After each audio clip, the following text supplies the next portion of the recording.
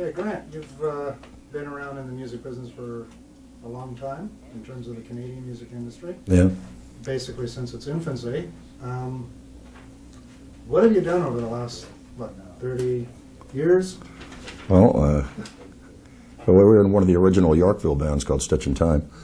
That's when we got started here, and went through that whole period. You know, the Yorkville scene was a good one. A lot of new acts, a lot of eyes focused on Toronto. In those days, bands like the Poppers and different other groups that had New York record contracts. Anyway, we were a five-man band, 5 vocals, and we had a couple of chart hits. And then I got a call from Skip Prokop, who was forming a new band called Lighthouse.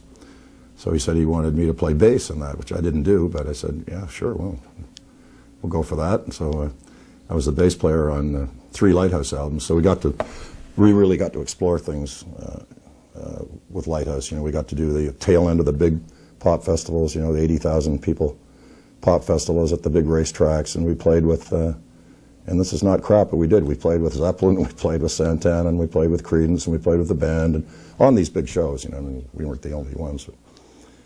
But, all these venues like Atlantic City and Monterey Jazz Festival, Boston Jazz Festival, and big pop festivals. So that was a great thing. And then I got stupid and quit. Formed my own bands, a whole succession of my own bands. And the most notable of that, I guess, would be Mad Cats. We had a couple of albums with Mad Cats and a couple of American record deals there. But it just got, after 25 years on the road, just got a little bit too much. And that's when I decided to kind of settle down and open up a bar.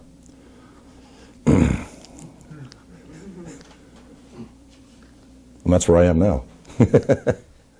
So tell us a little bit about the bar. What made you decide to get into a bar of all the possibilities? Well, I don't know. I was just, I moved to this town, I moved to Stouffville, and been there 10 years now, and I saw this place on the main street, and I knew it was closed, but I knew it had a liquor license, so I started to look into it, and got some money together, and opened it up, and it's still in business after 6 years. So, as you know, you've been there many times, and we showcase a lot of music there four nights a week, and we have, I think, pretty darn good jam sessions there with top caliber musicians, and you know, guys like Danny Marks and Mike McKenna and all kinds of guys from the old school and the new school play there, and the audience is great there.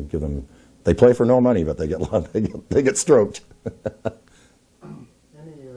Really outstanding moments over that career? Oh yeah, well probably playing Carnegie Hall would be the big one, I think. We did that twice, but I mean, you play Carnegie Hall, you know, that's practice. Yeah, that was a big deal.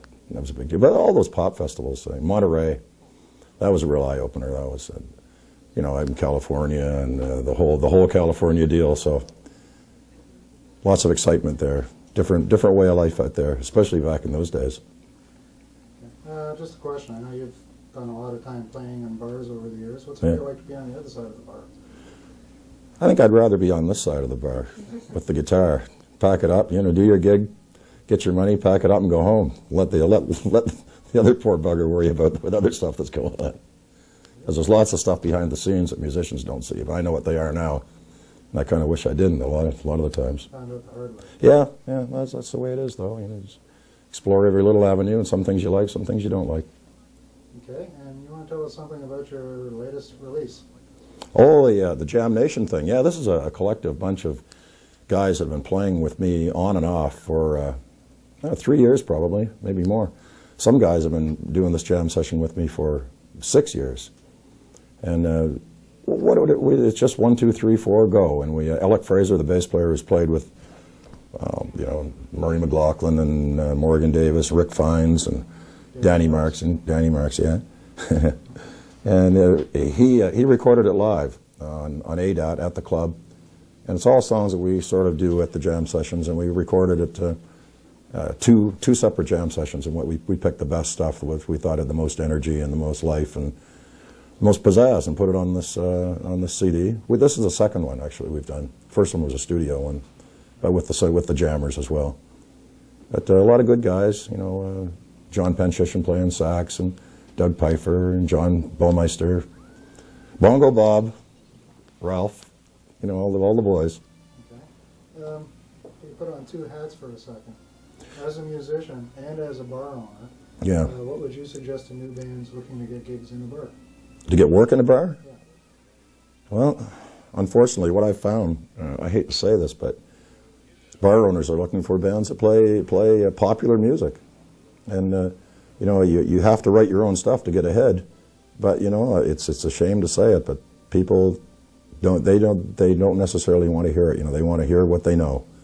And I fought against that for years, but you can only fight so long and have no money in your pocket. So you have to play the game. I guess you have to do your original material and record that on the side and do your Stevie Ray Vaughan stuff at night, you know, and make some money. It's a shame, but that's the way it is in this province. Look at the bands that are doing anything. They're all cover bands. They're all tribute to this, tribute to that, blah, blah, blah, on and on. But you keep doing that stuff, you can't get anywhere. You have to record your own stuff. So it's a catch-22. Yeah, I want to ask you, where do we find Fullertons in Stouffville? Oh, 6211 Main Street. If you can find Stouffville, you can find Fullerton's.